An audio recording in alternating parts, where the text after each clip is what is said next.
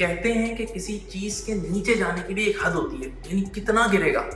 और हमारी जो मार्केट्स हैं, स्टॉक मार्केट, प्रॉपर्टी मार्केट, वो बहुत गिर गई हैं, बहुत गिर गई हैं। यानी आप यकीन करें कि पहले 2017 में स्टॉक मार्केट की जो हमारी वैल्यूएशन थी वो $100 बिलियन थी, और आज शायद वो 20-22 बिलियन डॉलर के आसपास होगी। बल्कि मुझे आज भी याद है कि जब 37 बिलियन डॉलर पे थी ना, तब भी मैंने वीडियो बनाई थी और मुझे लगता था वो भी बहुत नीचे, लेकिन फिर 20-22 पे आ गई। अब एक और चीज़ मैं यहाँ एग्जांपल देता हूँ कि चीज़ें कितनी गिर गई हैं। मेरा एक फ्रेंड है, 2017 के आसपास वो अपना घर रेंट पे देना चाह रहा था बाय एनी रीज़न। उस टाइम उसके घर की रेंट की ऑफर, मैं खुद उस मीटिंग में बैठा था, तो पाकिस्तानी 3.5 लाख रुपए में उसका घर आराम से जा रहा था। वैसे वो 4 लाख पे अड़ा हुआ था, 4-4.5 पे, लेकिन 3.5 का घात तो आ गया था। उस वक्त डॉलर 100 रुपए का था, जरा सुनिएगा। तो 100 रुपए के डॉलर के हिसाब से 3.5 लाख में उसका घर रेंट पे जा रहा था, तो आप 3500 US डॉलर पे उसका घर रेंट पे जा रहा था। बहरहाल उसने नहीं दिया बाय एनी रीजन, और 6 साल गुजर गए। आज अभी वो फिर सोच रहा है अपना घर रेंट पे देने पे, और आप यकीन करें उसके घर का रेंट की जो ऑफर्स लग रही है बड़ी मुश्किल से वो 4.5 लाख रुपए लग रही है। और अब मैं मोटा मोटा बात करूं आसान कैलकुलेशन के लिए, तो 300 रुपए का समझ लो डॉलर हो गया। तो कितने हो गए? $1,500। यानी जहां वो $3,500 पे घर जा रहा था, आज $1,500। यानी चीजें गिर गिर के बहुत नीचे आ गई है। लेकिन याद रहे कि जब ये इस तरह का टाइम आता है ना, पैनिक का टाइम आता है, घबराहट का टाइम आता है, तो इस टाइम लोगों से अच्छी चीजें छुड़वा ली जाती हैं। ये हमेशा याद रखिएगा। यानी आप एक बात सोचें, पूरी कौम एक हर्डिंग भी भेड़ चाल की तरह इस वक्त डॉलर के पीछे भाग रही है, गोल्ड के पीछे भाग रही है। तो मैंने पास में एक वीडियो भी बनाई थी, उसमें मैंने बताया था कि डॉलर की प्राइस जो होती है उसके अंदर एक तो फंडामेंटल उसकी वैल्यू होती है, मैं मानता हूँ, लेकिन एक सेंटिमेंटल वैल्यू भी होती है, लोगों की घबराहट और ओवर बाइंग, और ये वाले सारे फैक्टर्स भी होते हैं।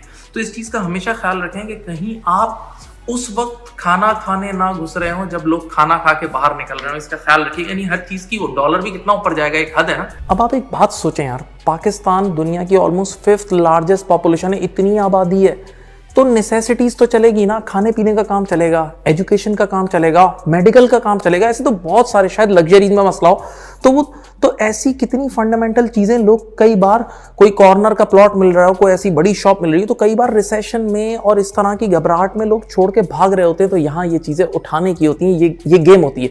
अच्छा, मैं यहाँ एक और बात बोलता हूँ। वो मिफ्ता इस्माइल साहब अक्सर बोलते हैं ना कि पाकिस्तान में 2% एलीट एंजॉय कर रही है। तो चलें कैलकुलेटर उठाते हैं। अगर 24 करोड़ की आबादी है पाकिस्तान की, उसका 2% मैं निकालूं तो 48 लाख तो इलीट है ना, इलीट 48 लाख समझ जाओ। तो उन इलीट क्लास को ही आप चीजें बेचना शुरू कर दो, वो तो बहुत खर्चा करती है। तो opportunity is still there, opportunity is still there. अच्छा, अब मैं यहां पर आपके सामने एक वर्किंग दिखाता हूं। देखें, स्टॉक मार्केट में एक टर्मिनोलॉजी होती है डिविडेंड यील्ड। सर जी, ये क्या चीज होती है? लेटस से एक शेयर है, उसकी आज बाजार में मार्केट प्राइस है 100 रुपए, और वो शेयर पिछले कई सालों से 15 रुपए का डिविडेंड देता है। तो 15 रुपए, और अभी 100 रुपए पे भी वो 15 रुपए देगा। तो 15 डिवाइड बाय 100 कर रहा हूं, तो 15% रिटर्न है ना। तो आज मैंने अपने जहन में सिर्फ ये 15% का रिटर्न मान के 100 रुपए लगा दिए। अब अगर ये शेयर 50 रुपए पे भी आ गया ना, तो भी मेरी जो ओरिजिनल इन्वेस्टमेंट है उस पर 15% तो मुझे मिलेगा ना। तो मैं चुप होकर बैठा रहूंगा और डिविडेंड खाता रहूंगा, और जब शेयर दोबारा अपनी वैल्यू पे आएगा या बढ़ेगा तो मैं भेज दूंगा। हाँ, जब उसकी प्राइस 100 से 50 रुपए होगी तो डिनोमिनेटर कम हो जाएगा, तो उस टाइम डिविडेंड यील्ड की परसेंटेज और अट्रैक्टिव हो जाएगी, याद रहे। लेकिन वो उन लोगों के लिए जो नए इन्वेस्टर्स होंगे। अब यहां पर एक चीज सोचें, इस वक्त हमारी स्टॉक मार्केट में पावर सेक्टर में कुछ शेयर्स इतने अट्रैक्टिव हुए हैं जिनका 30%, 30% डिविडेंड यील्ड है। इसी तरह हमारे बैंकिंग सेक्टर जो डिविडेंड देता है ना, शायद दुनिया में कहीं कोई बैंक ऐसा डिविडेंड देती होगी। तो 30% रिटर्न इज नॉट बैड, जबकि हमारा इंटरेस्ट रेट 20-21% के आसपास है। तो दिस इज वेरी गुड। अच्छा, चले मैं आपको एक चीज यहां कैलकुलेशन करते हैं। आप क्या सोचते हैं, डॉलर अभी 282-280 के आसपास चल रहा है, तो अब क्या ये 30% और डेप्रिशिएट होगा? यानी इसको अगर 30% लगाएं, 280 का 30% मेरे ख्याल से 90 रुपीज और उसको अप करें, तो आप क्या ये एक्सपेक्ट कर रहे हैं कि एक साल में डॉलर 400 रुपए का हो जाएगा? ये सोचिए ना एक बात। जबकि अगर आपने वो शेयर ले लिया जो मैं आपको बता रहा हूं, जो क्या कहते हैं, पावर सेक्टर वगैरह के कुछ शेयर्स हैं, ढूंढना आपका काम है, तो वहां 30% यील्ड है। तो this is not a bad return at all. अच्छा, यहां पर एक और बात सुनिए कि जो पावर सेक्टर से जो डिविडेंड आपको मिलेगा ना, उस डिविडेंड पे टैक्स रेट भी कम है। नंबर 2, जो पावर सेक्टर जो है, और साथ जो आपके ऑयल गैस की जो कंपनीज हैं, OGDC वगैरह, उनका रेवेन्यू डॉलर के एक्सचेंज रेट से लिंक्ड है।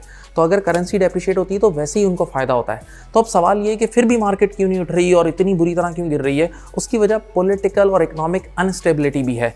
एक और बहुत बड़ी वजह यह है कि चीज़ें चेंज हो रही हैं कॉन्स्टेंटली, यानी एक जगह स्टिल नहीं है। मेरा एक कज़न है, इम्पोर्ट बेस्ड बिजनेस करता है, मुझे हमेशा बोलता है कि बेशक डॉलर जब 250 भी था ना, मुझे बोलता है डॉलर 500 कर दो। बोला मैं काम करने को तैयार हूँ, लेकिन 500 पे रोक दो, उसको लॉक कर दो, यानी अनसर्टेनिटी खत्म कर दो। बोला हम सुकून से काम कर लेंगे।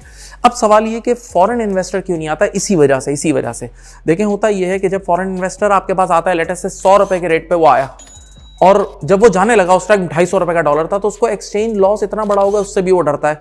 और अब एक और रिस्क भी अराइज हो गया, सुनिएगा गौर से। अब ये है कि वो आया, बेशक उसको एक्सचेंज लॉस तो हुआ, लेकिन वापस उसको पैसे ले जाने ही नहीं देंगे, मुल्क में डॉलर ही खत्म हो जाएगा। जरा सोचें तो ये भी एक बहुत बड़ा रिस्क है। अच्छा, यहाँ पर मैं एक बात ये बोलूँगा कि यूएई और सऊदी, आपने देखा उन्होंने अपनी करेंसी का पैक किया हुआ है, यानी उनके एक्सचेंज रेट फिक्स है, तो वहाँ फॉरेन इन्वेस्टर को बिल्कुल डर नहीं लग रहा होता। मैं अक्सर लोगों को ये एडवाइस करता हूँ कि देखें, अगर आपने अब इस टाइम स्टॉक मार्केट में इन्वेस्ट भी करना है ना, तो जुए की हद तक ना आप कंपनी खरीदते वक्त बिजनेस को देखें। मुझे एक बड़ी अच्छी मिसाल है जो मैं अक्सर लोगों से कोट करता हूँ।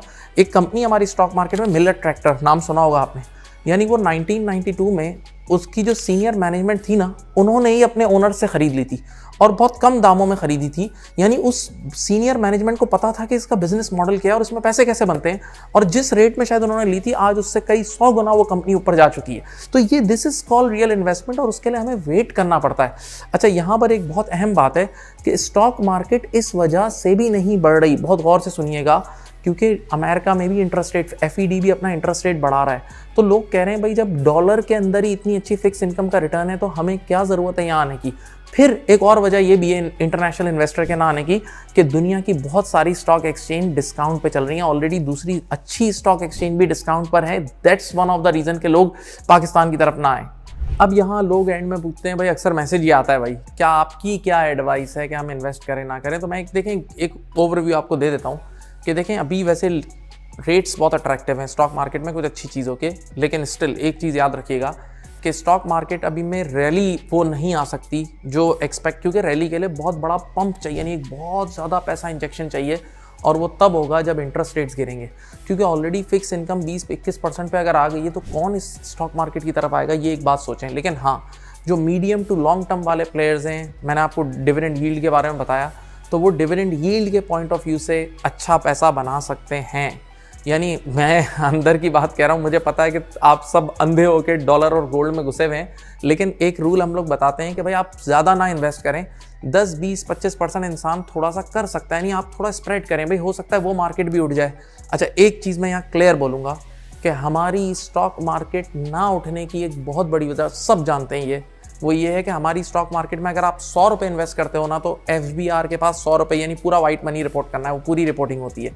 लेकिन डॉलर में, गोल्ड में, प्रॉपर्टी में लोग ब्लैक पैसा भी पार्क करते हैं, तभी अक्सर लोग उधर एंजॉय कर रहे होते हैं। ये भी एक बहुत बड़ी वजह है। उम्मीद है आपको बातें पसंद आई होंगी। इस वीडियो को ज़रूर शेयर करें, इस पर कमेंट करें, ताकि हम और वीडियोज़ बनाएं। अपना बहुत ख्याल रखिएगा। अल्लाह हाफिज़।